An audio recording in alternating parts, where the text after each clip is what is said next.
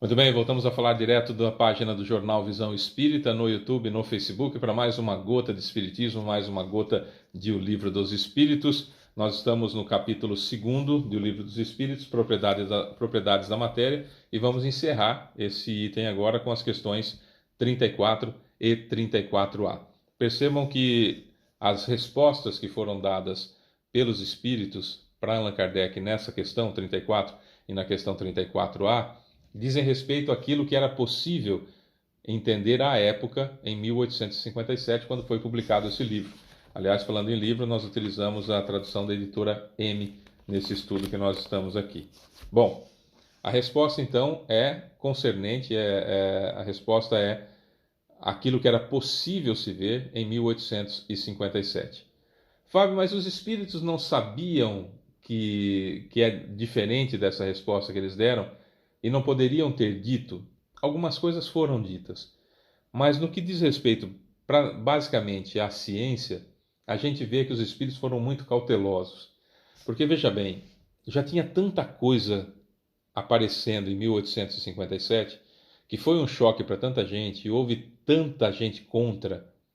Houve um trabalho tão vigoroso contra a doutrina espírita por ser algo diferente, por ser fora das religiões tradicionais, por ser o cristianismo redivivo, que trazia a ideia de vivenciar o Cristo outra vez, que precisava, naqueles pontos morais, trazer realmente a revelação, trazer realmente a modificação. Agora, no que diz respeito à parte física, no que diz respeito à parte é, sabe, do trivial, da ciência, etc., não havia necessidade de trazer grandes revelações, até porque encontraria uma resistência que definitivamente atrasaria o Espiritismo, uma barbaridade para a nossa vida. Então, a gente precisa entender essas ponderações. E claro que Kardec já deixou muito claro no Livro dos Espíritos que a ciência, em trazendo coisas novas, nós ficamos com a ciência. Por quê? Porque sabia ele, sabiam os espíritos, sabem os espíritos superiores, que tem muito por ser descoberto ainda. E que não dava para colocar num livro em 1857 aquilo que só foi possível, por exemplo, agora nos anos 2000, que se fosse descoberto. Percebe? Então é importante essa reaproximação da religião com a ciência, sendo que a ciência vem sempre trazer coisas novas, sempre trazer coisas novas para engrandecer a religião e não aquela separação, aquela cisão que aconteceu no século passado da ciência com a religião, como se fossem duas coisas absolutamente antagônicas, e não são. Não são contrárias, não são. A ciência ela está aí para mostrar a grandeza de Deus, para mostrar a grandeza do universo, para mostrar a nossa pequenez, que nos ajuda, por exemplo, a entender que nós não somos o centro do mundo, que o nosso mundo não é o centro do universo, que a Terra não é plana e que tudo gira em volta da Terra, como a Terra sendo o centro do universo. Isso não existe, não é? Há 500, 600 anos imaginava-se que a Terra era plana, é até normal. Hoje já se sabe que não é.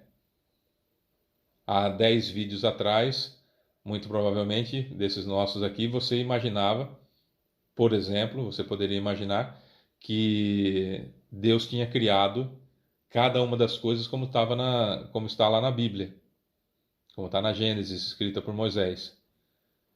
E a partir desses vídeos, a partir do Livro dos Espíritos, você descobriu, eu descobri, nós descobrimos que não, Deus criou o princípio inteligente e a matéria. E a matéria, até agora, até o que é possível depreender de tudo isso, dividida em duas situações: fluido cósmico universal e matéria palpável, tangível, ponderável. Esse é o objetivo do estudo.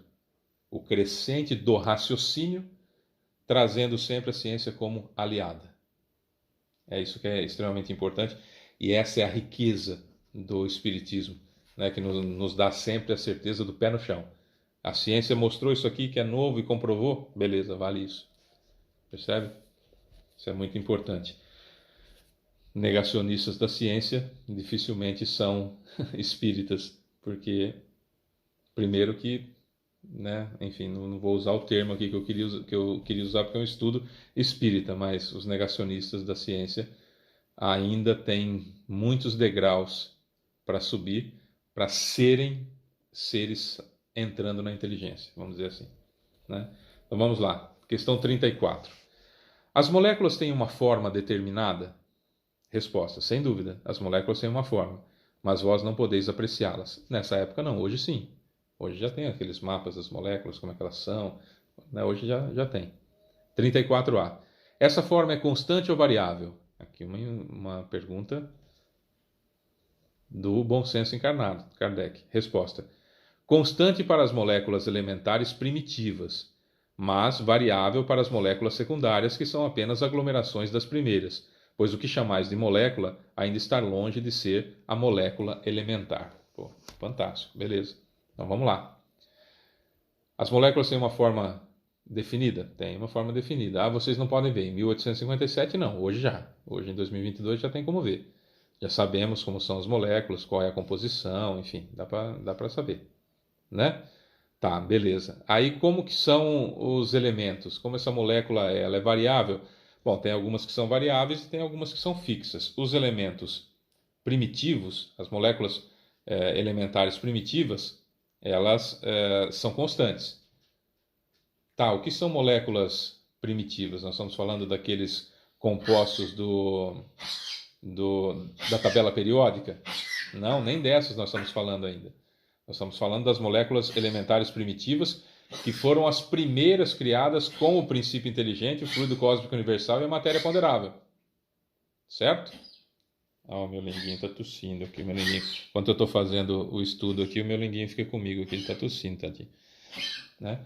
Então, só para a gente poder entender, o que é uma molécula elementar primitiva? Seriam as primeiras moléculas criadas com o princípio inteligente, o fluido cósmico universal e a matéria ponderável. Essa ainda nós não chegamos. Essas são constantes.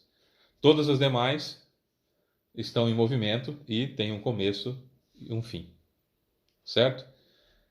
Qual é a grandeza de tudo isso que a gente estuda o Livro dos Espíritos, que a gente fala, poxa vida, que coisa maravilhosa. Os mais céticos vão dizer assim, ah, Fábio, mas o Kardec não trouxe a resposta que a gente queria. Eu acho que é muito difícil trazer a resposta que a gente queria. Por exemplo, quando se fala sobre espíritos que as outras religiões chamam de anjos guardiães, que a gente chama de guia espiritual. Quando Kardec trouxe a ideia de que são espíritos um pouco mais evoluídos que a gente, que já reencarnaram normalmente, como nós estamos reencarnando, que tem mais encarnações que a gente, que já evoluíram mais do que a gente, e aí então, como um trabalho dessa evolução, eles vêm para ser nosso guia espiritual e ajudar a gente a evoluir até alcançá-los, para que eles possam voltar a reencarnar, voltar a evoluir, e aí vem outro espírito mais evoluído para ser o meu guia espiritual. Isso foi uma revolução que quem pensava assim até pouco tempo atrás era herege. Poderia ser queimado numa fogueira. Certo? Então a gente precisa entender que tem coisas que nós precisamos que sejam, aspas, descobertas. E no que diz respeito à parte física, à parte material, nós sabemos que existem os elementos primordiais, princípio inteligente, fluido cósmico universal e matéria ponderável, matéria tangível, palpável, e que tudo surgiu a partir daí. A ciência agora vai nos dando mais informações, a gente vai enchendo o leque de informações, o espiritismo fica cada vez mais completo, fica cada vez mais recheado de informações e cada vez mais comprovado, beleza. E com relação à parte espiritual, meu amigo, tem gente buscando novas revelações por aí sem terem colocado em prática ou aprendido aquilo que está no Livro dos Espíritos. O que nós precisamos entender é a natureza não dá saltos. Nós estamos em um planeta de provas e expiações, passando agora para a regeneração, com uma quantidade muito grande de espíritos tendo a sua última oportunidade de encarnar na Terra para ver se consegue permanecer por aqui e que não seja necessário um exílio para outro planeta, semelhante ao que aconteceu àqueles habitantes de um planeta que orbita a estrela Capella, que há cerca de 300 mil anos foram exilados aqui para a Terra, cerca de 7 milhões, segundo Edgar Armond no livro Exilados de Capella. Então, que eram espíritos que não tinham condições de permanecer por lá, porque o planeta tinha evoluído. Nós estamos passando por isso agora, e Deus, em sua infinita misericórdia, permite que espíritos muito atrasados, muitos deles que estavam assim há um bom tempo sem encarnar, muitos deles até da época do Cristo já não estavam encarnando já, para não atrapalhar que nós recebêssemos o Evangelho, que nós recebêssemos aquilo que o Cristo ia deixar, né? Não porque atrapalhariam o Cristo em si, porque é impossível atrapalhar, que o Cristo né, é o ser mais perfeito que já habitou a Terra, para servir de guia e modelo para a humanidade. Mas atrapalhar a divulgação da sua doutrina, a divulgação do Evangelho, a divulgação para nós da Boa Nova. 1800 anos depois, 18 séculos depois, vem o complemento para relembrar, o Consolador Prometido, para relembrar o que o Cristo disse e trazer as coisas novas que a gente pudesse entender, como a palavra reencarnação, por exemplo, tirando definitivamente aquela situação de ressurreição que se entendia desde a época egípcia, né? Então, reencarnação, beleza. Deixa a ciência trazer a parte dela e vamos trabalhar na nossa moral. Mas precisamos entender também. Nós vamos ler no próximo vídeo, encerrando o capítulo 2º, nós vamos ler Espaço Universal. Você vai ver que é muito bacana também. Mas por hoje é só isso. Essa foi mais uma gota de Espiritismo. Eu sou Fábio Pereira. A gente volta amanhã com outro vídeo. Um beijo para você que fica.